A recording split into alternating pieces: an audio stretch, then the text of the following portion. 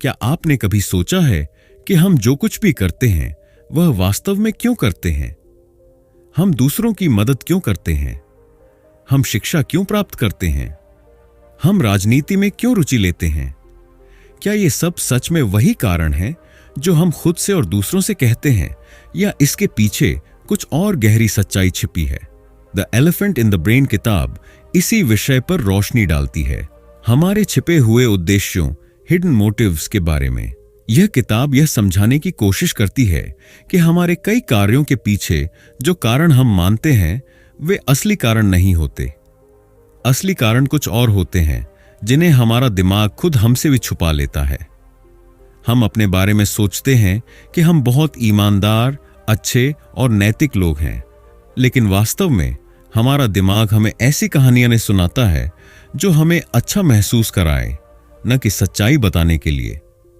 हम अक्सर अपने कार्यों को अच्छे कारणों से जोड़कर देखते हैं, लेकिन उनके पीछे छिपे हुए असली उद्देश्य बहुत अलग होते हैं। अगर हम इन छिपी हुई सच्चाइयों को समझ लें तो यह हमारी जिंदगी में एक बहुत बड़ा बदलाव ला सकता है। यह हमें आत्म जागरूक, सेल्फ अवेयर बना सकता है, जिससे हम खुद को बेहतर तरीके से समझ पाएंगे।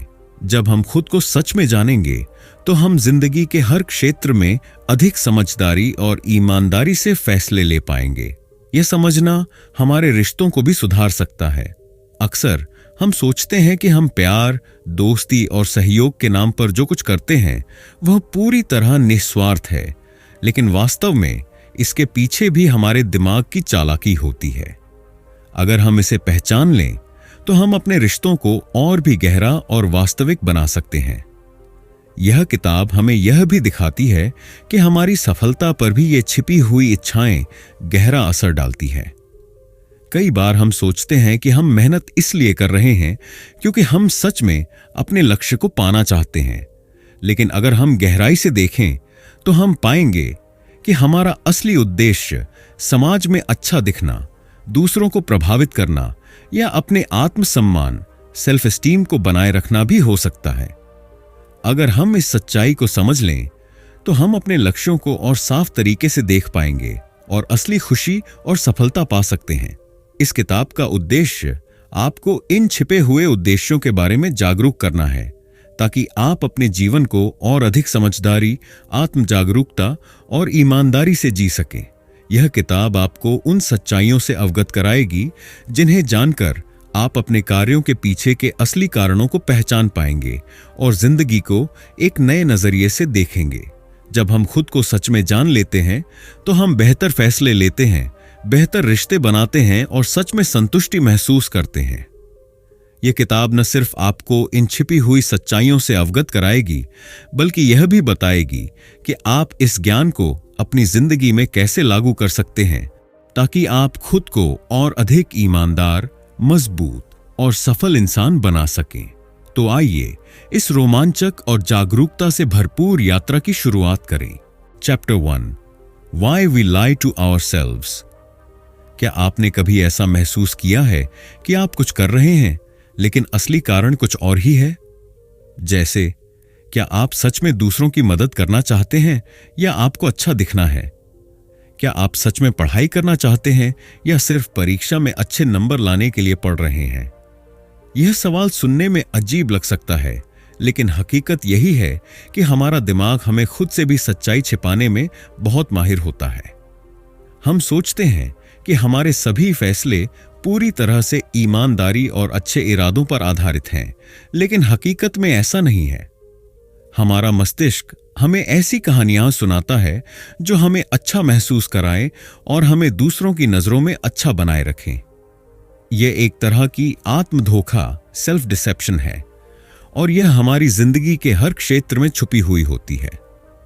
मस्तिष्क हमारे असली उद्देश्यों को क्यों छुपाता है? हमारा दिमाग एक बहुत ही शक्तिशाली उपकरण है, लेकिन इसकी सबसे दिलचस्प विशेषता यह है कि यह हमें खुद से भी सच्चाई छुपाने में सक्षम है। इसका कारण यह है कि अगर हम सच को पूरी तरह से देख लें तो हमारी सामाजिक छवि, सोशल इमेज और आत्मसम्मान, सेल्फ एस्टीम पर असर पड़ सकता है। इसलिए हमारा दिमाग हमारी असली मंशाओं को छुपा देता है और हमें यकीन दिलाता है कि हम सही कारणों से सही काम कर रहे हैं। उदाहरण के लिए, जब हम किसी गरीब को पैसे देते हैं तो हमें लगता है कि हम दयालु और परोपकारी ऑल्ट्रुइस्टिक हैं। लेकिन अगर हम गहराई से सोचें तो हो सकता है कि हम यह काम इसलिए कर रहे हों ताकि दूसरों को लगे कि हम अच्छे इंसान हैं या हमें खुद को अच्छा महसूस कराना है। इसी तरह जब हम किसी बहस में जीतते हैं तो हमें लगता है कि हम सच का समर्थन कर रहे हैं, लेकिन हकीकत में हम बस अपनी श्रेष्ठता साबित करना चाहते हैं। यह सब अनजाने में होता है और यही इस किताब का मुख्य विषय है, हमारी छिपी हुई इच्छाएं और उद्देश्य। हमारा दिमाग ऐसा क्यों करता है? इसका जवाब हमें विकासवाद एवोल्यूशन में मिलता है। हजारों साल पहले जब इंसान जंगलों और गुफाओं में रहता था, तब उसे दो चीजों की सबसे ज्यादा जरूरत थी, जीवित रहना और सामाजिक समूह में अपनी जगह बनाए रखना। अगर कोई इंसान समाज में अलग थलग पड़ जाता तो उसके जीवित रहने की संभावना कम हो जाती। इसीलिए हमारे दिमाग ने इस तरह से विकसित होना शुरू किया कि हम खुद को दूसरों के सामने बेहतर दिखा सकें। अगर हम अपने असली इरादों को पूरी तरह समझ लेते तो हमें शायद शर्मिंदगी महसूस होती और हमारा आत्मसम्मान कम हो जाता। इसी कारण हमारा दिमाग हमें झूठी कहानियां सुनाता है और हमें खुद पर विश्वास दिलाता है कि हम जो कुछ भी कर रहे हैं वह सबसे अच्छे इरादों से कर रहे हैं। इससे हमें समाज में आसानी से जीने और आगे बढ़ने में मदद मिलती है। आइए कुछ वास्तविक उदाहरणों से समझते हैं कि यह आत्म धोखा हमारी जिंदगी में कैसे काम करता है। हम सोचते हैं कि हम पढ़ाई इसलिए कर रहे हैं ताकि हम ज्ञान प्राप्त कर सकें, लेकिन असल में हम डिग्री, सम्मान और एक अच्छी नौकरी के लिए पढ़ाई करते हैं। अगर पढ़ाई केवल ज्ञान के लिए होती तो हम परीक्षा पास करने के बाद सब कुछ भूल क्यों जाते?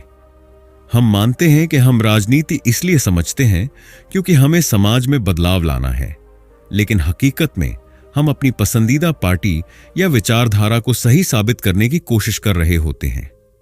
हमें सच में न्याय और सच्चाई से उतना फर्क नहीं पड़ता जितना कि अपने समूह, इन ग्रुप की जीत से होता है। जब हम सोशल मीडिया पर कोई प्रेरणादायक पोस्ट डालते हैं तो हमें लगता है कि हम दूसरों को प्रेरित कर रहे हैं, लेकिन अगर हम ईमानदारी से देखें तो इसका एक कारण यह भी होता है कि हमें लाइक्स और तारीफें चाहिए होती हैं।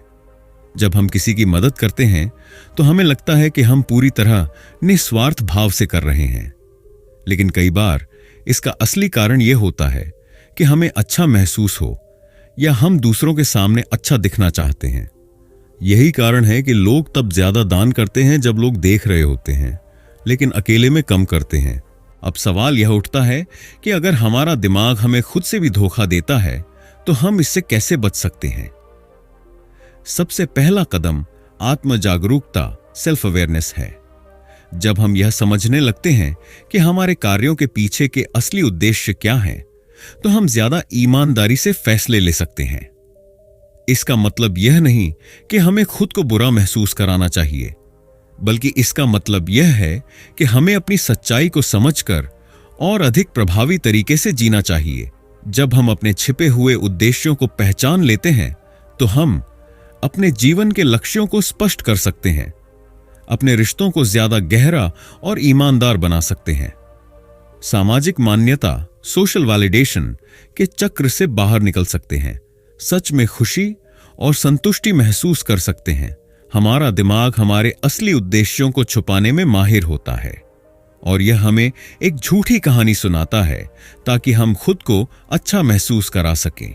यह आत्म धोखा हमारी सामाजिक स्थिति को बचाने और हमें अधिक प्रभावी बनाने में मदद करता है, लेकिन अगर हम इसे समझ लें तो हम अपनी जिंदगी को और बेहतर बना सकते हैं। जब हम अपनी सच्चाई को पहचानते हैं तो हम ज्यादा ईमानदार, स्वतंत्र और खुशहाल जीवन जी सकते हैं।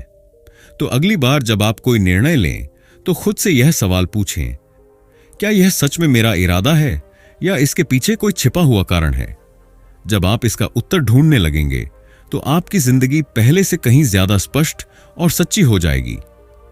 Chapter 2, the social game, survival and status. हम सभी एक सामाजिक दुनिया में जीते हैं जहां हर दिन हमें दूसरों के साथ बातचीत करनी होती है। चाहे हम किसी ऑफिस में काम कर रहे हों, स्कूल में पढ़ रहे हों, दोस्तों के साथ समय बिता रहे हों या सोशल मीडिया पर एक्टिव हों, हर जगह एक अनदेखा खेल, सोशल गेम चल रहा होता है। यह खेल सिर्फ बातचीत या संबंध बनाने तक सीमित नहीं है, बल्कि यह एक बड़ी रणनीति का हिस्सा है, जिसमें हम खुद को समाज में स्थापित करने, अपनी पहचान बनाने और दूसरों के साथ अपने संबंधों को नियंत्रित करने की कोशिश कर रहे होते हैं। हम सोचते हैं कि हम जो कुछ भी कर रहे हैं वह पूरी तरह से ईमानदारी और खुले दिल से कर रहे हैं, लेकिन अगर हम गहराई से देखें तो हमारे हर कार्य के पीछे एक छिपी हुई मंशा होती है। अस्तित्व, सर्वाइवल, शक्ति, पावर और प्रतिष्ठा, स्टेटस की तलाश। सामाजिक व्यवस्था में छिपे हुए उद्देश्य कैसे काम करते हैं? हमारा मस्तिष्क इस तरह से विकसित हुआ है कि हम स्वाभाविक रूप से सामाजिक सीढ़ियों, सोशल हायरार्कीज को पहचान लेते हैं और उन पर चढ़ने की कोशिश करते हैं। यह प्रक्रिया पूरी तरह से अवचेतन, सबकॉन्शियस स्तर पर होती है, यानी हमें यह एहसास भी नहीं होता कि हम यह कर रहे हैं।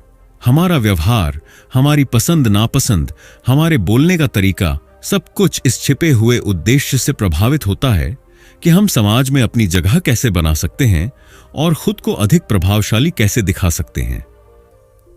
जब हम किसी पार्टी या ऑफिस मीटिंग में होते हैं तो हम स्वाभाविक रूप से यह चाहते हैं कि लोग हमें पसंद करें और हमारी बातों से प्रभावित हों। हम सोचते हैं कि हम सिर्फ बातचीत कर रहे हैं, लेकिन वास्तव में हम अपनी छवि, इमेज को सुधारने और अपनी सामाजिक स्थिति को मजबूत करने की कोशिश कर रहे होते हैं। जब हम अपनी कोई फोटो, विचार या उपलब्धि सोशल मीडिया पर डालते हैं तो हमें लगता है कि हम सिर्फ अपनी जिंदगी साझा कर रहे हैं, लेकिन गहराई से देखें तो इसके पीछे एक बड़ा कारण यह होता है कि हम लोगों से प्रशंसा, लाइक्स, कमेंट्स, शेयर्स पाना चाहते हैं, ताकि हमें लगे कि हम महत्वपूर्ण हैं।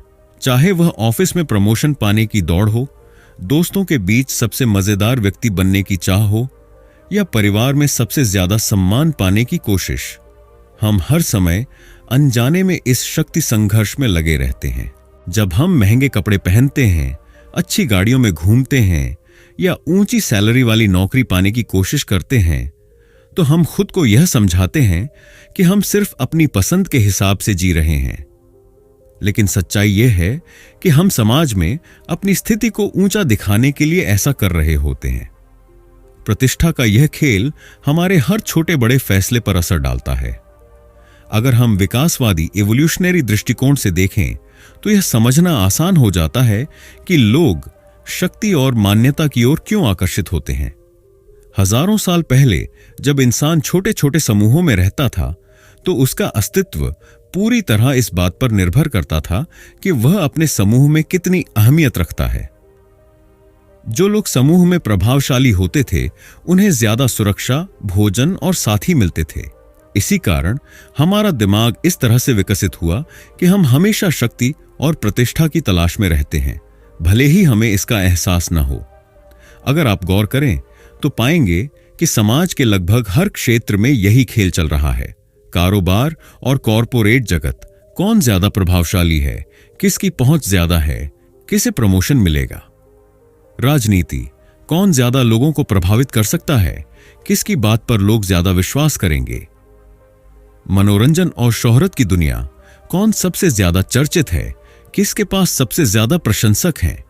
रिश्ते और दोस्ती, कौन ग्रुप का लीडर है, किसकी बातों को सबसे ज्यादा अहमियत दी जाती है। अब सवाल यह उठता है कि अगर यह सब हमारे दिमाग में प्राकृतिक रूप से हो रहा है तो क्या हम इस सामाजिक खेल से बच सकते हैं? इसका उत्तर है, हमें इस खेल से पूरी तरह बचने की जरूरत नहीं है, बल्कि इसे समझकर इसे सही दिशा में इस्तेमाल करना चाहिए। जब आप यह समझ जाते हैं कि आपके निर्णयों के पीछे छिपे उद्देश्य क्या हैं, तो आप अधिक ईमानदारी और समझदारी से अपनी पसंद चुन सकते हैं। खुद से पूछें, क्या मैं सच में यह इसलिए कर रहा हूं क्योंकि मुझे इसमें खुशी मिलती है, या सिर्फ इसलिए कि लोग मुझे पसंद करें? जब हमें यह समझ आ जाता है कि हर कोई इस सामाजिक खेल में अनजाने में शामिल है, तो हम दूसरों के व्यवहार को बेहतर तरीके से समझ सकते हैं और उनके प्रति ज्यादा सहानुभूति रख सकते हैं। स्वाभाविक रूप से प्रभावशाली बने, न कि मजबूरी में प्रतिष्ठा और शक्ति का पीछा करने के बजाय अपनी क्षमताओं को निखारें और दूसरों की सच्ची मदद करें। असली प्रभाव वे लोग छोड़ते हैं जो सच्चे, मददगार और ईमानदार होते हैं। जब हम अपने रिश्तों में दिखावे और छिपे उद्देश्यों को कम कर देते हैं तो हमारे रिश्ते अधिक मजबूत और वास्तविक बन जाते हैं। अगर हम लोगों से सिर्फ स्वार्थ के कारण नहीं बल्कि सच्चे भावनात्मक संबंध के लिए जुड़ते हैं तो हमें ज्यादा संतोष और खुशी मिलती है। हमारा मस्तिष्क इस तरह से विकसित हुआ है कि हम हमेशा समाज में अपनी स्थिति सुधारने और प्रभाव बढ़ाने की कोशिश करते हैं। शक्ति, प्रतिष्ठा और मान्यता पाने की यह दौड़ पूरी तरह स्वाभाविक है, लेकिन अगर हम इसे समझ लें तो हम इसे सही तरीके से इस्तेमाल कर सकते हैं। जब हम अपनी छिपी हुई मंशाओं को पहचानते हैं तो हम अधिक आत्मजागरूक बन जाते हैं और अपने रिश्तों में सच्चाई और गहराई ला सकते हैं। तो अगली बार जब आप कोई निर्णय लें तो खुद से यह सवाल पूछें, क्या यह सच में मेरे लिए सही है या मैं सिर्फ समाज में अपनी स्थिति को सुधारने की कोशिश कर रहा हूं? जब आप इस सवाल का उत्तर खोजने लगेंगे तो आप अपनी जिंदगी को अधिक सच्चाई, आत्मसम्मान और खुशी के साथ जी पाएंगे। Chapter 3, the truth about education. हम सभी बचपन से ही यह सुनते आए हैं कि शिक्षा का मुख्य उद्देश्य ज्ञान प्राप्त करना और एक उज्जवल भविष्य बनाना है। हमें स्कूल भेजा जाता है, परीक्षा देने के लिए कहा जाता है, डिग्री हासिल करने की दौड़ में लगाया जाता है और यह विश्वास दिलाया जाता है कि जितना अधिक हम सीखेंगे उतना ही सफल होंगे। लेकिन क्या यह पूरी सच्चाई है? क्या शिक्षा का असली उद्देश्य सिर्फ ज्ञान प्राप्त करना है या इसके पीछे कोई छुपा हुआ उद्देश्य भी है? अगर हम गहराई से सोचें तो पाएंगे कि शिक्षा केवल सीखने तक सीमित नहीं है, बल्कि यह समाज में अपनी बुद्धिमत्ता, इंटेलिजेंस और अनुशासन, कन्फॉर्मिटी को साबित करने का एक तरीका भी है। स्कूल और कॉलेज न केवल हमें विषयों का ज्ञान देते हैं बल्कि यह भी दिखाते हैं कि हम कितने बुद्धिमान, मेहनती और अनुशासित हैं। यही कारण है कि शिक्षा प्रणाली में अक्सर डिग्री को ज्ञान से अधिक महत्वपूर्ण माना जाता है। क्या शिक्षा वास्तव में सीखने के लिए होती है? आइए इसे एक सरल उदाहरण से समझते हैं। मान लीजिए कि किसी व्यक्ति ने 4 साल तक इंजीनियरिंग की पढ़ाई की, लेकिन नौकरी करने के बाद उसे उस ज्ञान का 80% हिस्सा कभी उपयोग ही नहीं करना पड़ा। फिर भी उसे एक अच्छी नौकरी मिल गई क्योंकि उसने एक कठिन डिग्री हासिल कर ली थी। इसका मतलब यह हुआ कि शिक्षा सिर्फ ज्ञान प्राप्त करने के लिए नहीं थी, बल्कि यह साबित करने के लिए थी कि वह व्यक्ति कठिन चुनौतियों को पार कर सकता है, लंबे समय तक अनुशासन बनाए रख सकता है और समाज की अपेक्षाओं के अनुरूप कार्य कर सकता है। हमारी शिक्षा प्रणाली इस पर आधारित होती है कि हम अपने ज्ञान से अधिक अपनी क्षमता दिखाने पर ध्यान दें। जब हम किसी प्रतिष्ठित विश्वविद्यालय से डिग्री प्राप्त करते हैं तो यह हमारे वास्तविक ज्ञान की तुलना में अधिक मूल्यवान माना जाता है। यह दिखाता है कि हम मेहनती हैं, सामाजिक नियमों का पालन करते हैं और प्रतिस्पर्धा में आगे बढ़ सकते हैं। शिक्षा का एक बड़ा हिस्सा संकेत देने, सिग्नलिंग पर आधारित होता है। इसका मतलब यह है कि हमारी डिग्री, ग्रेड और सर्टिफिकेट यह साबित करने के लिए होते हैं कि हम कितने योग्य और बुद्धिमान हैं, भले ही हमें विषय की गहरी समझ हो या न हो। डिग्री का महत्व बनाम असली ज्ञान। अगर केवल ज्ञान महत्वपूर्ण होता तो लोग ऑनलाइन मुफ्त कोर्स से ही सीखकर अच्छी नौकरियां पा सकते थे। लेकिन हकीकत यह है कि बिना डिग्री के लोग योग्य होने के बावजूद भी बड़े अवसरों से वंचित रह जाते हैं। इसका कारण यह है कि एम्प्लॉयर्स सिर्फ यह नहीं देखना चाहते कि आप जानते क्या हैं, बल्कि वे यह देखना चाहते हैं कि क्या आप 4 साल तक एक कठिन प्रक्रिया का पालन कर सकते हैं। ग्रेड और मार्क्स का खेल। हम में से कई लोग यह महसूस कर चुके होंगे कि परीक्षा में अच्छे नंबर लाने के लिए अक्सर हम विषय को रटते हैं, लेकिन असली समझ कभी नहीं बनती। इसका कारण यह है कि हमारा शिक्षा तंत्र हमें असली ज्ञान प्राप्त करने की तुलना में एक अच्छा विद्यार्थी दिखने पर ज्यादा जोर देता है। स्कूल और कॉलेज का सामाजिक महत्व शिक्षा केवल किताबों से सीखने की प्रक्रिया नहीं है, बल्कि यह हमें समाज में ढालने और नियमों के अनुसार चलना सिखाने के लिए भी होती है। एक अच्छी नौकरी पाने के लिए डिग्री जरूरी होती है, लेकिन हम में से कितने लोग सच में कॉलेज में सीखी हुई चीजों को रोजमर्रा की जिंदगी में इस्तेमाल करते हैं? अब सवाल यह उठता है कि अगर शिक्षा में ये छिपे हुए उद्देश्य हैं, तो हम इसे अपने वास्तविक विकास के लिए कैसे उपयोग कर सकते हैं? सीखने की असली वजह समझें। डिग्री प्राप्त करना जरूरी हो सकता है, लेकिन असली सफलता उनके पास आती है जो सच में सीखने में रुचि रखते हैं। अगर आप अपने क्षेत्र में सच में कुशल, स्किल्ड बनना चाहते हैं, तो आपको केवल किताबों तक सीमित नहीं रहना चाहिए, बल्कि व्यावहारिक ज्ञान, प्रैक्टिकल नॉलेज भी लेना चाहिए। डिग्री से ज्यादा कौशल, स्किल्स पर ध्यान दें। दुनिया तेजी से बदल रही है और अब सिर्फ डिग्री से नौकरी मिलना आसान नहीं रहा। इसीलिए यह जरूरी है कि आप असली कौशल, सॉफ्ट स्किल्स पर ध्यान दें। स्किल्स और टेक्निकल स्किल्स पर ध्यान दें और खुद को लगातार अपडेट करते रहें। सवाल पूछने और स्वतंत्र सोचने की आदत डालें। हमारी शिक्षा प्रणाली हमें रटे रटाए उत्तर देने के लिए तैयार करती है, लेकिन असली सफलता उन्हें मिलती है जो खुद से सवाल पूछते हैं, नई चीजें खोजते हैं और अलग तरीके से सोचने की हिम्मत रखते हैं। शिक्षा को नौकरी पाने का साधन नहीं, बल्कि आत्मविकास, सेल्फ ग्रोथ का जरिया बनाएं। अगर हम शिक्षा को सिर्फ एक नौकरी पाने के लिए देखेंगे, तो हम उसमें से असली खुशी और ज्ञान नहीं निकाल पाएंगे। लेकिन अगर हम इसे अपने जीवन को बेहतर बनाने और अपनी सोच को विकसित करने के लिए अपनाएंगे, तो यह हमें हर क्षेत्र में आगे ले जाएगी।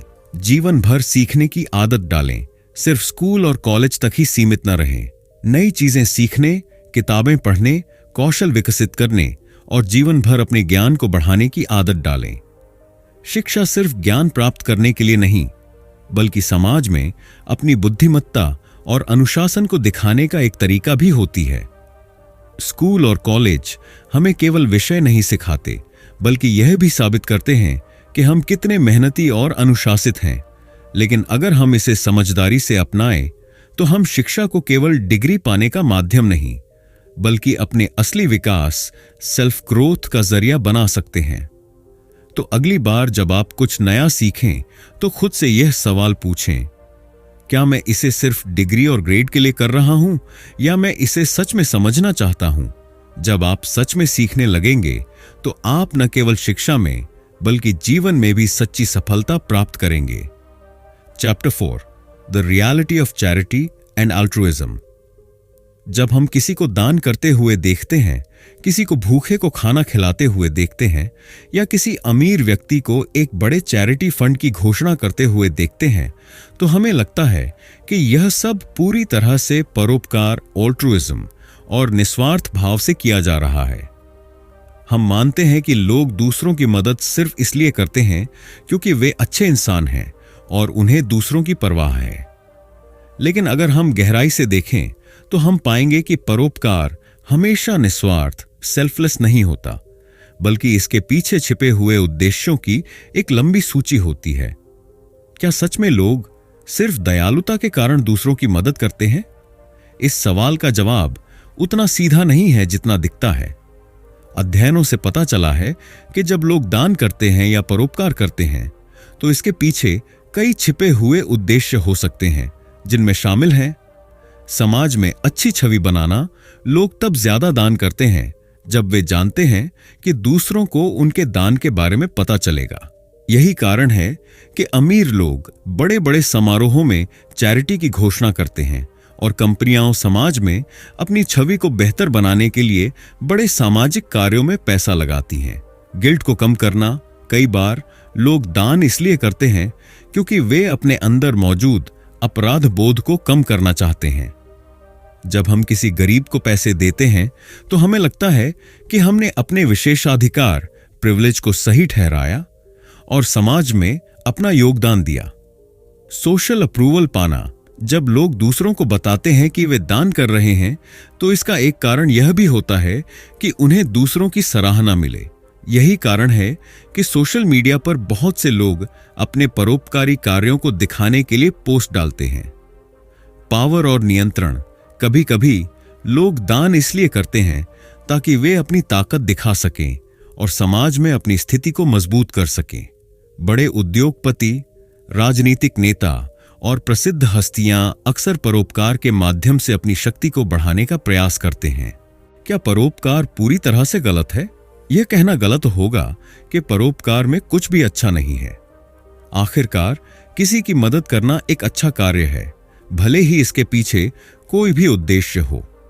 अगर किसी की भूख मिटती है, किसी गरीब को शिक्षा मिलती है या कोई बीमार व्यक्ति इलाज पाता है, तो इससे समाज को लाभ होता है। लेकिन सवाल यह है कि हम परोपकार को एक वास्तविक, प्रभावी और ईमानदार तरीके से कैसे कर सकते हैं। अगर हम सच में दुनिया में बदलाव लाना चाहते हैं और लोगों की मदद करना चाहते हैं, तो हमें अपनी नीयत और कार्यों पर गहराई से सोचने की जरूरत है। गुप्त रूप से दान करें, गिव अनोनिमसली। अगर आपका उद्देश्य सच में मदद करना है, तो कोशिश करें कि आपका दान दूसरों को न दिखे। जब आप गुप्त रूप से दान करते हैं, तो आप सुनिश्चित कर सकते हैं कि आपका उद्देश्य सिर्फ सहायता करना है, न कि दूसरों की सराहना पाना। लॉन्ग टर्म बदलाव पर ध्यान दें। तत्काल सहायता देना अच्छा है, लेकिन अगर आप सच में फर्क डालना चाहते हैं, तो उन तरीकों पर ध्यान दें जो लोगों की जिंदगी को स्थायी रूप से सुधार सकें। उदाहरण के लिए, किसी गरीब को सिर्फ पैसा देने की बजाय उसे आत्मनिर्भर बनाने के लिए शिक्षा या रोजगार के अवसर देना अधिक प्रभावी हो सकता है। स्वयं सेवा वॉलंटियरिंग करें।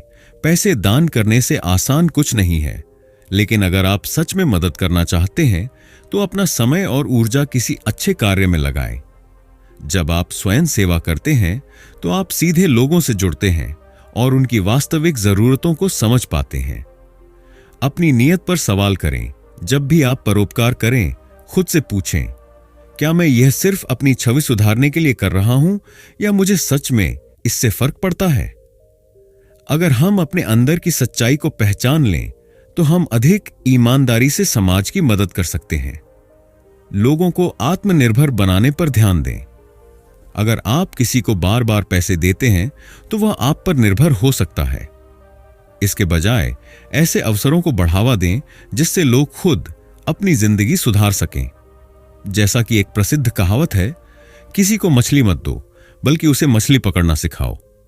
परोपकार और दान अक्सर निस्वार्थ नहीं होते। इसके पीछे समाज में अच्छी छवि बनाना, गिल्ट कम करना, सामाजिक स्वीकृति प्राप्त करना और प्रभाव बढ़ाने जैसी छिपी हुई मंशाएं हो सकती हैं। लेकिन इसका यह मतलब नहीं कि परोपकार गलत है।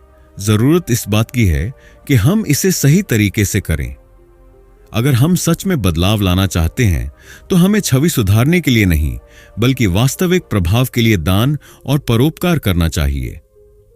तो अगली बार जब आप किसी की मदद करें, तो खुद से यह सवाल पूछें, क्या मैं यह दूसरों को दिखाने के लिए कर रहा हूं या मुझे सच में फर्क पड़ता है? अगर आपका उत्तर सच में मदद करने का है, तो आप न केवल दूसरों की जिंदगी बदलेंगे, बल्कि अपनी आत्मा में भी सच्ची शांति और खुशी महसूस करेंगे। Chapter 5, medicine and the illusion of care. जब भी हमें कोई स्वास्थ्य समस्या होती है, हम डॉक्टर के पास जाते हैं, दवाएं लेते हैं और यह महसूस करते हैं कि हमने अपनी सेहत का सही ख्याल रखा। लेकिन क्या यह पूरी सच्चाई है? क्या हम सच में सिर्फ इसलिए इलाज कराते हैं क्योंकि हमें इसकी जरूरत होती है, या इसके पीछे कोई छिपी हुई मंशा भी होती है? हकीकत यह है कि हम चिकित्सा, मेडिसिन की ओर केवल स्वास्थ्य लाभ के लिए नहीं, बल्कि सामाजिक और मानसिक संतुष्टि, सोशल रीअश्योरेंस के लिए भी आकर्षित होते हैं। हम सिर्फ स्वस्थ होने के लिए डॉक्टर के पास नहीं जाते, बल्कि इसलिए भी कि हमें मानसिक शांति मिले, हमारा परिवार चिंतित न हो और हमें लगे कि हम अपनी सेहत का ध्यान रख रहे हैं। कई बार हम बिना जरूरत के टेस्ट करवाते हैं, अतिरिक्त दवाएं लेते हैं और डॉक्टर की सलाह के बिना भी चिकित्सा प्रक्रिया को अपनाते हैं, सिर्फ इसलिए कि हमें लगता है कि कुछ न करने से बेहतर है कुछ करना। अगर हम गौर करें तो पाएंगे कि चिकित्सा केवल शरीर को ठीक करने का माध्यम नहीं, बल्कि एक सामाजिक और मनोवैज्ञानिक खेल भी है। कुछ उदाहरण देखें। कुछ करने की आवश्यकता महसूस करना। जब हम बीमार होते हैं तो हमें ऐसा लगता है कि हमें कुछ न कुछ करना चाहिए। सिर्फ आराम करने और शरीर को खुद ठीक होने देने की बजाय हम डॉक्टर के पास जाना और दवाएं लेना पसंद करते हैं, भले ही यह जरूरी ना हो। इससे हमें ऐसा महसूस होता है कि हम नियंत्रण में हैं। सामाजिक स्वीकृति और देखभाल प्राप्त करना। कई बार हम डॉक्टर के पास इसलिए भी जाते हैं ताकि हमें परिवार, दोस्त और समाज से सहानुभूति, सिंपैथी और देखभाल मिले। जब हम बीमार होते हैं तो लोग हमारी चिंता करते हैं, हमारा ख्याल रखते हैं और हमें विशेष महत्व मिलता है। यह भावना हमें अच्छा महसूस कराती है। बिना जरूरत के टेस्ट और उपचार। आजकल लोग अपनी छोटी छोटी समस्याओं के लिए वो भी बड़े मेडिकल टेस्ट करवाते हैं, सिर्फ इसलिए कि उन्हें लगता है कि इससे उन्हें अपनी सेहत पर ज्यादा नियंत्रण मिलेगा। कई बार डॉक्टर भी अनावश्यक टेस्ट लिख देते हैं क्योंकि यह एक उद्योग बन चुका है। ब्रांडेड दवाओं और महंगे इलाज का आकर्षण। कभी कभी लोग महंगे इलाज और ब्रांडेड दवाओं को प्राथमिकता देते हैं, यह सोचकर कि महंगी चीजें ज्यादा असरदार होती हैं। लेकिन सच्चाई यह है कि कई बार सस्ती दवाएं भी उतनी ही प्रभावी होती हैं। क्या अधिक चिकित्सा वास्तव में अच्छा है? हम सोचते हैं कि जितना ज्यादा इलाज करवाएंगे उतना ही ज्यादा स्वस्थ रहेंगे, लेकिन सच्चाई यह है कि अधिक दवाएं, अनावश्यक सर्जरी और बार बार अस्पताल जाने से स्वास्थ्य पर नकारात्मक प्रभाव भी पड़ सकता है। कई मामलों में शरीर खुद को ठीक करने में सक्षम होता है और बहुत ज्यादा हस्तक्षेप, इंटरवेंशन करने से प्राकृतिक प्रक्रिया बाधित हो सकती है। आज की आधुनिक दुनिया में कई बीमारियां जीवन शैली, लाइफस्टाइल से जुड़ी होती हैं, जैसे मोटापा, उच्च रक्तचाप, मधुमेह, तनाव आदि। इनका असली समाधान सिर्फ दवाएं नहीं है, बल्कि सही खान-पान, व्यायाम और मानसिक शांति है। लेकिन फिर भी लोग दवा लेना ज्यादा पसंद करते हैं क्योंकि यह आसान है और इसके लिए हमें अपनी आदतें बदलने की जरूरत नहीं पड़ती। अगर हम सच में स्वस्थ रहना चाहते हैं तो हमें चिकित्सा पर निर्भर रहने के बजाय स्वास्थ्य की असली जिम्मेदारी खुद लेनी होगी। रोग से बचाव, प्रिवेंशन पर ध्यान दें, न कि सिर्फ इलाज पर। सबसे अच्छा इलाज यह है कि हमें बीमारी ही ना हो। इसका मतलब है कि हमें अपनी दिनचर्या को सुधारना होगा, सही भोजन करना होगा, नियमित व्यायाम करना होगा और मानसिक रूप से स्वस्थ रहना होगा। स्वस्थ जीवन शैली अपनाएं। दवा लेने की बजाय कोशिश करें कि आप प्राकृतिक रूप से अपनी सेहत का ध्यान रखें। योग, ध्यान, व्यायाम और अच्छी नींद आपकी सेहत को बनाए रखने में अहम भूमिका निभाते हैं। बिना जरूरत डॉक्टर के पास जाने से बचें। डॉक्टर की सलाह जरूरी होती है, लेकिन अगर आपकी समस्या हल्की है और आपका शरीर उसे खुद ठीक कर सकता है तो आराम करने और प्राकृतिक उपाय अपनाने का विकल्प भी देखें। मेडिकल इंडस्ट्री को समझें। आज चिकित्सा सिर्फ सेवा नहीं बल्कि एक बड़ा उद्योग बन चुका है। कई बार टेस्ट, दवाएं और इलाज मुनाफे के लिए बेवजह बढ़ा चढ़ाकर पेश किए जाते हैं। हमें समझदारी से फैसला लेना चाहिए कि कब हमें सच में चिकित्सा की जरूरत है और कब यह सिर्फ एक भ्रम है। मानसिक स्वास्थ्य को प्राथमिकता दें। शरीर की बीमारी का एक बड़ा कारण मानसिक तनाव भी होता है। अगर हम मानसिक रूप से शांत और खुशहाल हैं तो हमारा शरीर भी अधिक स्वस्थ रहेगा। हम चिकित्सा और इलाज की ओर सिर्फ स्वास्थ्य के लिए नहीं बल्कि मानसिक और सामाजिक संतुष्टि के लिए भी आकर्षित होते हैं। कई बार हम बिना जरूरत के डॉक्टर के पास जाते हैं, अनावश्यक टेस्ट करवाते हैं और दवाओं पर निर्भर रहते हैं, जबकि असली समाधान हमारे जीवन शैली में बदलाव करने में है। अगर हम सच में स्वस्थ रहना चाहते हैं तो हमें दवाओं पर निर्भर होने के बजाय अपने शरीर की देखभाल खुद करनी होगी। तो अगली बार जब आप बीमार महसूस करें तो खुद से यह सवाल पूछें, क्या मुझे सच में इलाज की जरूरत है या मैं सिर्फ मानसिक शांति और सामाजिक स्वीकृति पाने के लिए ऐसा कर रहा हूं? जब आप अपनी सेहत की असली जिम्मेदारी खुद लेने लगेंगे तो आप दवाओं पर कम और एक स्वस्थ जीवन शैली पर ज्यादा निर्भर होने लगेंगे। और यही सच्ची सेहत की कुंजी है। Chapter 6, politics, more about team loyalty than policy. जब हम राजनीति की बात करते हैं तो हम अक्सर सोचते हैं कि यह नीति, पॉलिसी, विचारधारा, आइडियोलॉजी और देश की भलाई के बारे में है। हम मानते हैं कि लोग किसी राजनीतिक दल, पार्टी या विचारधारा का समर्थन इसलिए करते हैं क्योंकि वे सच में मानते हैं कि यह सबसे अच्छा विकल्प है। लेकिन क्या यह पूरी सच्चाई है? क्या राजनीति सच में विचारों और नीतियों की लड़ाई है, या इसके पीछे कोई छिपी हुई मनोवैज्ञानिक और सामाजिक सच्चाई है? अगर हम गहराई से देखें तो राजनीति केवल विचारों और नीतियों के बारे में नहीं है, बल्कि यह समूह पहचान, ग्रुप आइडेंटिटी और टीम की वफादारी, टीम लॉयल्टी के बारे में ज्यादा है। जब लोग किसी पार्टी या विचारधारा का समर्थन करते हैं तो वे अक्सर एक तर्कसंगत, रैशनल विश्लेषण करने के बजाय अपनी टीम का बचाव कर रहे होते हैं। ठीक वैसे ही जैसे खेल के प्रशंसक अपनी पसंदीदा टीम का समर्थन करते हैं, भले ही वह मैच हार जाए। राजनीति में समूह पहचान और वफादारी कैसे काम करती है? अगर आप ध्यान दें तो राजनीति अक्सर खेल या धर्म की तरह व्यवहार करती है। यह लोगों के लिए उनकी पहचान, आइडेंटिटी और सामाजिक संबंधों का हिस्सा बन जाती है। जब कोई व्यक्ति किसी राजनीतिक दल या विचारधारा से जुड़ता है तो यह सिर्फ एक राय, ओपिनियन नहीं होती, बल्कि यह उसकी पहचान, आइडेंटिटी का हिस्सा बन जाती है। हम बनाम वे मानसिकता। लोग अपनी पार्टी या विचारधारा को सही मानते हैं और विरोधी को गलत। वे अपने नेताओं की गलतियों को नजरअंदाज कर सकते हैं, लेकिन विरोधी दल की छोटी छोटी गलतियों पर भी गुस्सा जताते हैं।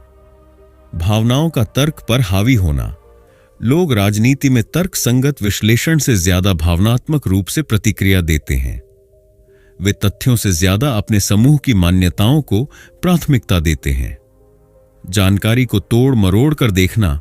लोग वही खबरें और तथ्य स्वीकार करना पसंद करते हैं जो उनकी मौजूदा मान्यताओं, बिलीफ्स का समर्थन करते हैं। अगर कोई खबर उनकी पार्टी के खिलाफ जाती है तो वे उसे झूठ या प्रोपेगेंडा कह देते हैं। राजनीति फ्राव सामाजिक पहचान। जब लोग किसी राजनीतिक दल का समर्थन करते हैं तो वे केवल उसकी नीतियों का समर्थन नहीं कर रहे होते, बल्कि वे यह भी दिखा रहे होते हैं कि वे किस प्रकार के व्यक्ति हैं और उन्हें किस समूह से जुड़ा हुआ महसूस होता है। आपने शायद देखा होगा कि लोग अक्सर अपनी पसंदीदा पार्टी या नेता की नीतियों का आंख बंद करके समर्थन करते हैं, भले ही वे उनके अपने हितों के खिलाफ हों। कई बार वही व्यक्ति जो एक नीति का विरोध करता था, वही नीति अगर उसकी पसंदीदा पार्टी लागू करे तो वह उसे सही मानने लगता है। यह दिखाता है कि अधिकतर लोग वास्तव में नीतियों, पॉलिसीज से ज्यादा अपनी टीम, ग्रुप के प्रति वफादार होते हैं।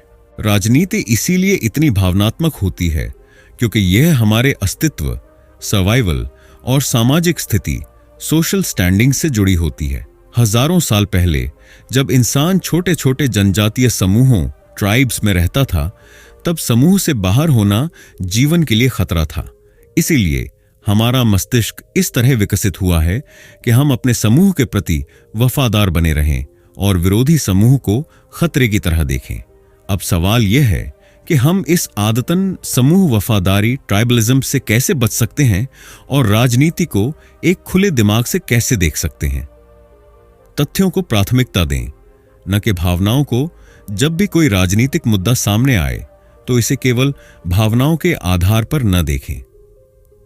निष्पक्ष रूप से तथ्यों को जांचें और अपने मौजूदा विश्वासों को चुनौती देने से डरें नहीं। दोनों पक्षों की बात सुनें। एक ही मुद्दे पर विभिन्न स्रोतों से जानकारी लें। सिर्फ उन्हीं समाचारों और लेखों को न पढ़ें जो आपकी राय की पुष्टि करते हैं, बल्कि उनके विपरीत विचारों को भी समझें। मैं गलत हो सकता हूं मानसिकता अपनाएं। यह स्वीकार करना सीखें कि आप भी गलत हो सकते हैं।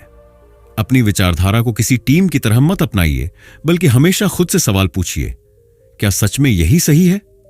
राजनीति को अपनी पहचान मत बनने दें।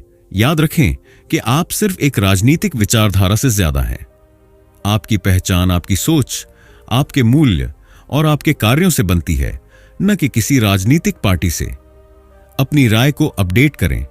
अगर नए तथ्य सामने आते हैं तो अपनी राय बदलने में संकोच न करें। एक बुद्धिमान व्यक्ति वही होता है जो नए ज्ञान के आधार पर अपने विचारों को सुधारने के लिए तैयार हो। लोकतंत्र का सम्मान करें।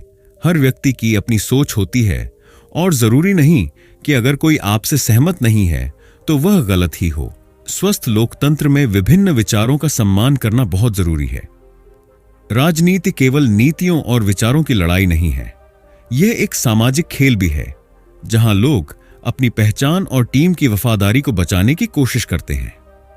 कई बार लोग अपनी पार्टी का समर्थन केवल इसलिए करते हैं क्योंकि वे उससे भावनात्मक रूप से जुड़े होते हैं, न कि इसलिए कि उनकी नीतियां सच में बेहतर हैं। अगर हम सच में एक समझदार नागरिक बनना चाहते हैं तो हमें स्वतंत्र सोच विकसित करनी होगी, तथ्यों को प्राथमिकता देनी होगी और राजनीति को सिर्फ एक टीम खेल की तरह देखने से बचना होगा। तो अगली बार जब आप किसी राजनीतिक बहस में पड़ें तो खुद से यह सवाल पूछें, क्या मैं सच में तथ्यों पर भरोसा कर रहा हूं या सिर्फ अपनी टीम का समर्थन करने के लिए बहस कर रहा हूं? जब आप स्वतंत्र सोचने लगेंगे तो आप सच्चे लोकतांत्रिक और बुद्धिमान नागरिक बन पाएंगे। Chapter 7, becoming self aware and honest. हम सभी खुद को एक अच्छा इंसान मानते हैं। हम सोचते हैं कि हमारे फैसले पूरी तरह तार्किक, रैशनल होते हैं, हमारी भावनाएं शुद्ध होती हैं और हम वही करते हैं जो सही है। लेकिन क्या यह सच है? अगर हम अपने भीतर झांकें तो हमें एहसास होगा कि हमारी बहुत सी इच्छाएं, फैसले और कार्य छिपे हुए उद्देश्यों, हिडन मोटिव्स से प्रभावित होते हैं।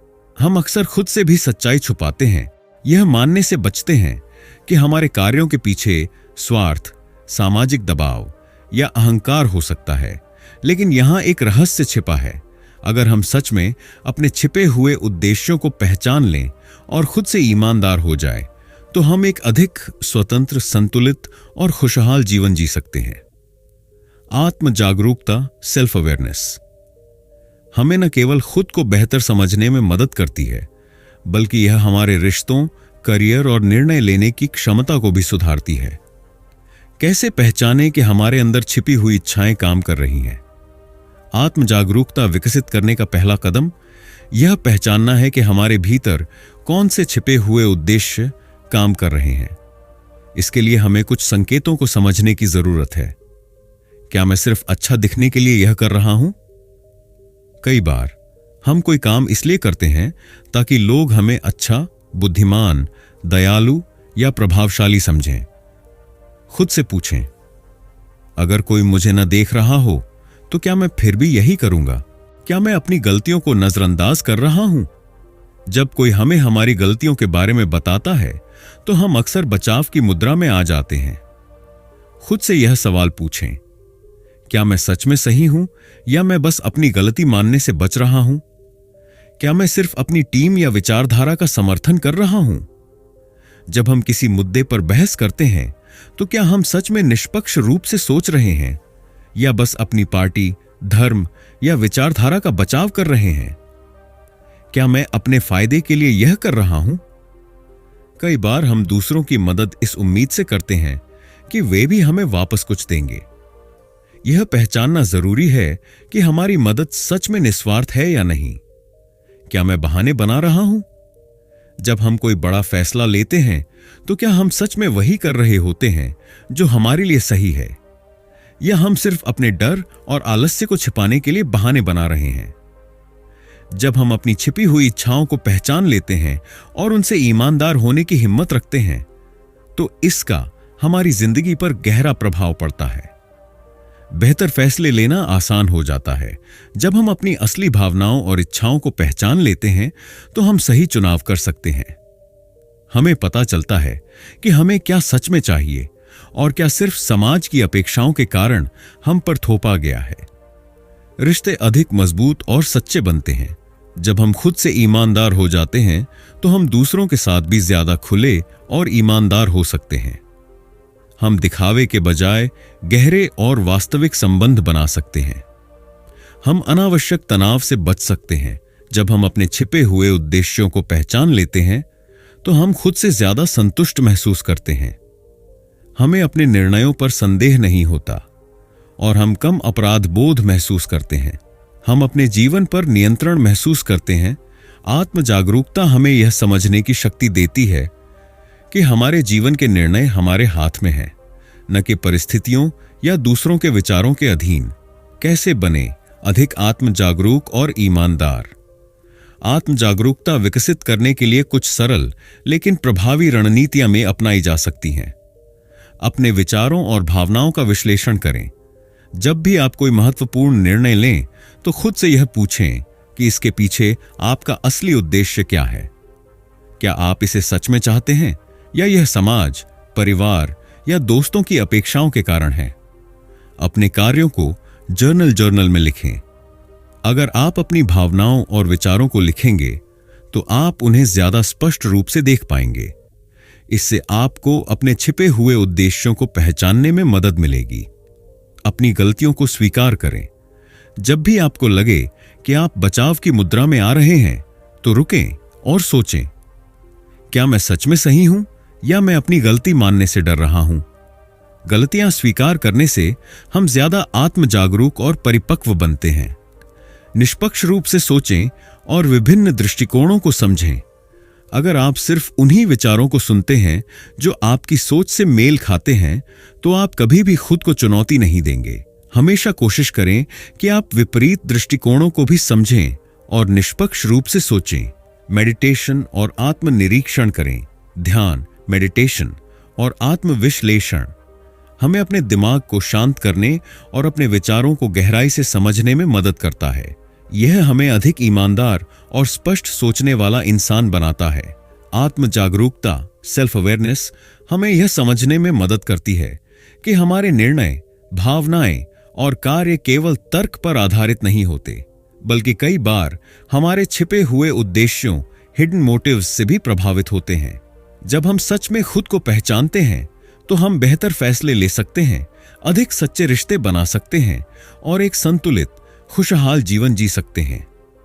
तो अगली बार जब आप कोई निर्णय लें तो खुद से यह सवाल पूछें, क्या मैं यह सच में अपने लिए कर रहा हूं या इसके पीछे कोई और छिपी हुई मंशा है? जब आप यह सवाल खुद से बार बार पूछेंगे तो आप पहले से कहीं ज्यादा आत्म जागरूक, स्वतंत्र और ईमानदार इंसान बन जाएंगे। Chapter 8, redefining success and motivation. हम सभी सफलता, सक्सेस की तलाश में हैं। हम चाहते हैं कि हमारे जीवन में कुछ बड़ा हासिल हो, हम सम्मानित महसूस करें और लोग हमें सराहें। लेकिन क्या हमने कभी सोचा है कि हम जिस सफलता का पीछा कर रहे हैं वह वास्तव में हमारी अपनी परिभाषा है या यह समाज द्वारा तय की गई है? अक्सर हम बिना सोचे समझे उन्हीं चीजों को लक्ष्य बना लेते हैं जिन्हें समाज मूल्यवान मानता है, जैसे बड़ी नौकरी, महंगी गाड़ी, बड़ा घर, प्रसिद्धि और बाहरी पहचान। लेकिन जब हम इन चीजों को पाकर भी पूरी तरह संतुष्ट नहीं होते तो हमें एहसास होता है कि हमने सफलता की गलत परिभाषा अपना ली थी। सच्ची सफलता क्या है? सच्ची सफलता वही है जो हमारी असली इच्छाओं और मूल्यों, वैल्यूज के अनुरूप हो, न कि सिर्फ समाज की अपेक्षाओं पर आधारित हो। जब हम अपने वास्तविक उद्देश्य को समझकर अपने लक्ष्य तय करते हैं तो हमें न केवल बाहरी उपलब्धियां मिलती हैं बल्कि आंतरिक संतोष और खुशी भी मिलती है। हम अपने असली मूल्यों के अनुसार लक्ष्य कैसे तय करें? अगर हम सच में सफल होना चाहते हैं तो हमें अपने लक्ष्यों को सामाजिक मान्यता, सोशल अप्रूवल से मुक्त करना होगा और उन्हें अपनी असली प्राथमिकताओं के अनुसार तय करना होगा। इसके लिए कुछ महत्वपूर्ण कदम हैं। अपने असली मूल्यों को पहचानें। सबसे पहले खुद से यह सवाल करें, मुझे किस चीज में सच में आनंद आता है? मैं क्या करना चाहता हूं, भले ही उसके लिए मुझे कोई पुरस्कार न मिले? मेरी जिंदगी में सबसे महत्वपूर्ण चीज क्या है? रचनात्मकता, स्वतंत्रता, परिवार, आत्मविकास या कुछ और? जब आप अपने सच्चे मूल्यों को पहचान लेते हैं तो आप ऐसे लक्ष्य तय कर सकते हैं जो वास्तव में आपको संतुष्टि देंगे। लक्ष्य तय करते समय क्यों पर ध्यान दें। जब भी आप कोई नया लक्ष्य बनाएं, खुद से पूछें, क्या मैं यह इसलिए कर रहा हूं क्योंकि मैं इसे सच में चाहता हूं या सिर्फ इसलिए कि समाज इसे महत्वपूर्ण मानता है? अगर आपका जवाब समाज की अपेक्षाओं से ज्यादा आपके अपने मूल्यों पर आधारित है तो आप सही रास्ते पर हैं। बाहरी मान्यता, एक्सटर्नल वैलिडेशन के मोह से बचें। समाज से सराहना मिलना अच्छा लगता है, लेकिन अगर आपकी सफलता पूरी तरह बाहरी मान्यता पर निर्भर है तो आप कभी संतुष्ट नहीं होंगे। आत्मसम्मान, सेल्फ वर्थ को दूसरों की राय पर निर्भर न करें। अपनी यात्रा का आनंद लें, न कि सिर्फ परिणाम का। अगर आपकी खुशी सिर्फ अंतिम लक्ष्य, गोल पर टिकी है तो आप हमेशा अधूरेपन का अनुभव करेंगे। सफलता का असली रहस्य यह है कि आप अपनी यात्रा, प्रोसेस का आनंद लें और हर छोटे कदम को महत्व दें। अपने खुद के मानक बनाएं। यह मत सोचें कि सफलता का पैमाना केवल पैसा, प्रसिद्धि या सामाजिक स्थिति है। अगर आपके लिए सफलता का मतलब मानसिक शांति, आत्मविकास या किसी नेक कार्य में योगदान देना है तो वही आपकी सच्ची सफलता है। हम अक्सर इस डर से कोई अलग कदम नहीं उठाते कि लोग क्या कहेंगे, लेकिन अगर हम सच्चे संतोष की तलाश में हैं तो हमें इस मानसिकता को बदलना होगा। दूसरों की राय को जरूरत से ज्यादा अहमियत देना बंद करें। हर किसी की एक अलग सोच होती है और आप हर किसी को खुश नहीं कर सकते। इसलिए खुद को उन चीजों पर केंद्रित करें जो आपको अंदर से खुशी देती हैं। छोटी छोटी उपलब्धियों का जश्न मनाएं। जब हम अपने लक्ष्य को छोटे हिस्सों में बांटकर हर छोटे प्रयास की सराहना करते हैं तो हमें बाहरी मान्यता की कम जरूरत महसूस होती है। सोशल मीडिया और तुलना के जाल से बचें। आज के समय में सोशल मीडिया पर लोग सिर्फ अपनी जिंदगी के सबसे अच्छे पल दिखाते हैं। इससे हमें लगता है कि शायद हमारी जिंदगी में कुछ कमी है, लेकिन यह याद रखें कि हर किसी की जिंदगी में संघर्ष होते हैं जो दिखाई नहीं देते।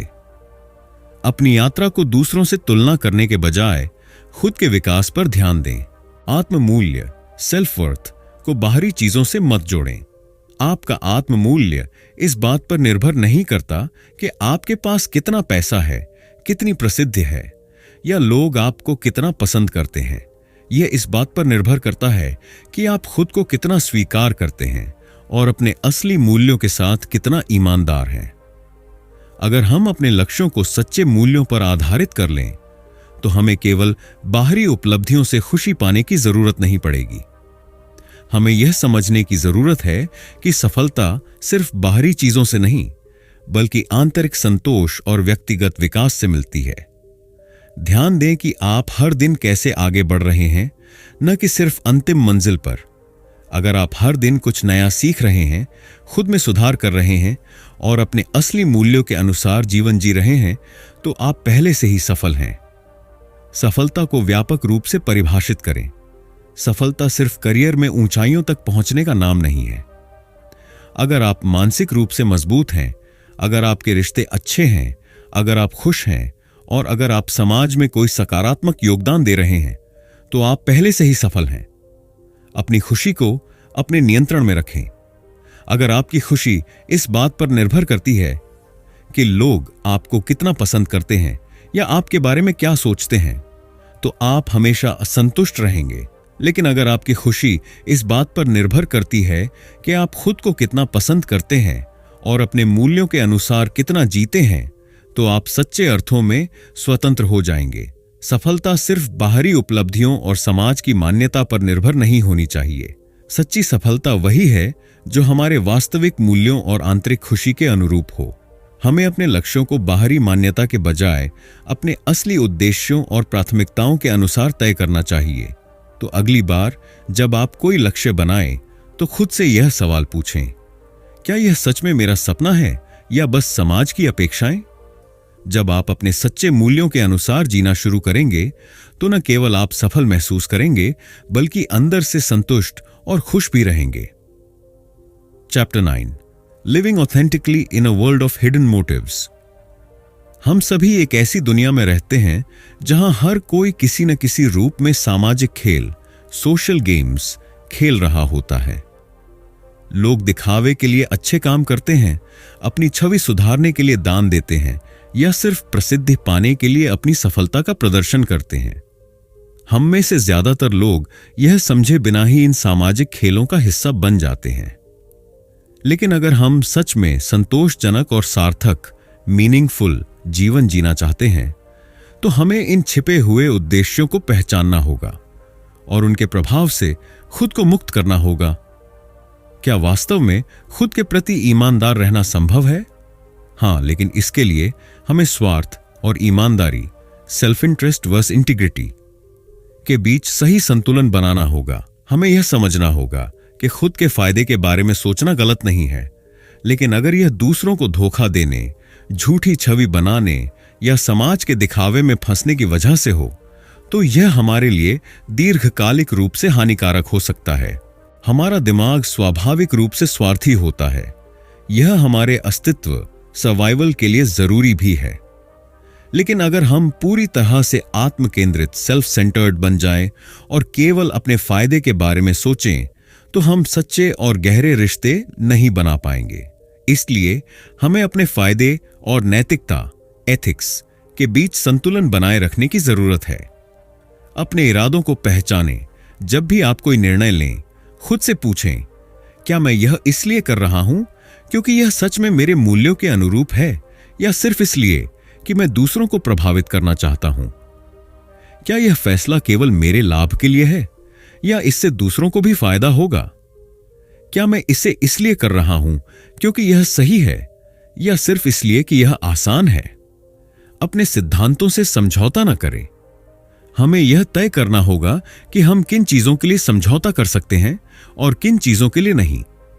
अगर कोई चीज हमारे मूल्यों के खिलाफ जाती है, तो सिर्फ लाभ पाने के लिए उसे अपनाना हमें दीर्घकालिक रूप से संतोष नहीं देगा। दीर्घकालिक दृष्टिकोण अपनाएं। अल्पकालिक लाभ के बजाय दीर्घकालिक संतोष और सफलता पर ध्यान दें। बहुत से लोग तेजी से सफलता पाने के लिए अपने नैतिक मूल्यों को त्याग देते हैं, लेकिन अंत में वे खुद से ही असंतुष्ट हो जाते हैं। दूसरों के नजरिए को समझें, लेकिन दिखावे के खेल में न उलझें। यह समझना जरूरी है कि दुनिया में हर कोई किसी न किसी रूप में सामाजिक पहचान, सोशल आइडेंटिटी बनाए रखने की कोशिश कर रहा है। हम दूसरों की भावनाओं और जरूरतों को समझ सकते हैं, लेकिन हमें खुद को झूठे दिखावे में नहीं फंसने देना चाहिए। अगर हम सिर्फ सामाजिक खेल खेलते रहेंगे, तो हम कभी भी वास्तविक संतोष और खुशी प्राप्त नहीं कर पाएंगे। हमें एक ऐसा जीवन बनाना होगा जो सिर्फ बाहरी मान्यता, एक्सटर्नल वैलिडेशन पर आधारित न होकर हमारे असली उद्देश्य, ट्रू पर्पस के अनुरूप हो। अपने असली उद्देश्य को पहचानें। क्या ऐसी कोई चीज है जिसे करने में मुझे गहरा आनंद मिलता है, भले ही इसके लिए मुझे कोई इनाम न मिले? अगर मुझे समाज की मान्यता, अप्रूवल की जरूरत न होती, तो मैं अपनी जिंदगी कैसे जीना चाहता? क्या मैं अपने काम को सच में पसंद करता हूं, या इसे सिर्फ इसलिए कर रहा हूं क्योंकि यह मुझे प्रतिष्ठा, स्टेटस देता है?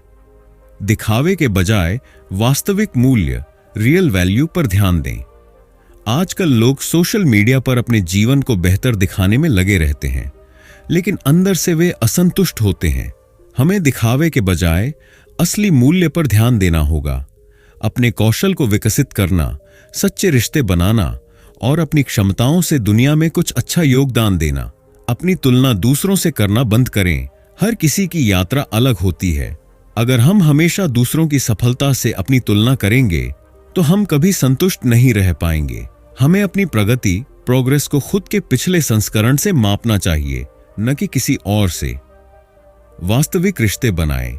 अगर हम अपनी पहचान को सिर्फ बाहरी चीजों जैसे पैसा, शोहरत या सामाजिक स्थिति पर आधारित करेंगे, तो हमारे रिश्ते भी सतही, सुपरफिशियल हो जाएंगे।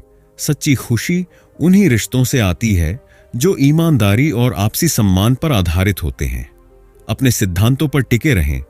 अगर समाज हमें एक दिशा में धकेल रहा है, लेकिन हमें लगता है कि हमारी सच्ची खुशी किसी और चीज में है, तो हमें साहसपूर्वक अपने रास्ते पर चलने की जरूरत है। हर किसी को खुश करना असंभव है, लेकिन खुद से ईमानदार रहना जरूरी है। हम एक ऐसी दुनिया में रहते हैं जहां लोग लगातार सामाजिक खेल खेलते रहते हैं, अपनी छवि सुधारने के लिए, मान्यता पाने के लिए और दूसरों को प्रभावित करने के लिए। लेकिन अगर हम सच्चे संतोष और खुशी की तलाश में हैं, तो हमें इन सामाजिक खेलों से बाहर निकलकर एक वास्तविक, उद्देश्यपूर्ण, पर्पस ड्रिवन जीवन जीना होगा।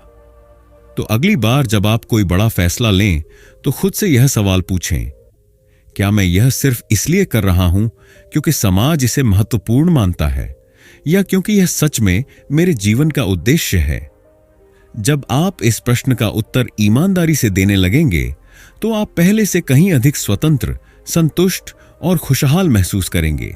तो दोस्तों, हमने इस वीडियो में the elephant in the brain किताब का गहराई से विश्लेषण किया। इस किताब ने हमें यह समझाया कि हम इंसान अपने दिमाग में छुपे हुए गुप्त उद्देश्यों, हिडन मोटिव्स को पहचानने में कितने असफल होते हैं। हमारा दिमाग हमें धोखा देता है ताकि हम खुद को और दूसरों को एक अच्छी कहानी सुना सकें। हम कई चीजें सिर्फ इसलिए करते हैं क्योंकि हमारा दिमाग असली वजहों को छिपाना चाहता है। चाहे शिक्षा हो, धर्म हो, राजनीति हो या दान पुण्य, हमारे असली इरादे अक्सर खुद हमें भी नहीं पता होते। तो क्या करें? अब सवाल यह उठता है कि इस जानकारी से हमें क्या फायदा? इसका जवाब है आत्म जागरूकता, सेल्फ अवेयरनेस। जब हम अपने छिपे हुए इरादों को पहचानेंगे तब हम बेहतर निर्णय ले पाएंगे और एक जिम्मेदार इंसान बन सकेंगे। अगर आपको यह वीडियो पसंद आया हो तो लाइक करें, शेयर करें और चैनल को सब्सक्राइब करना न भूलें। क्या आपको कभी ऐसा महसूस हुआ है कि आपका दिमाग असली वजह छुपा रहा हो? कमेंट में अपनी राय बताएं। अगली वीडियो में मिलते हैं। तब तक के लिए खुद को समझने की इस यात्रा को जारी रखें।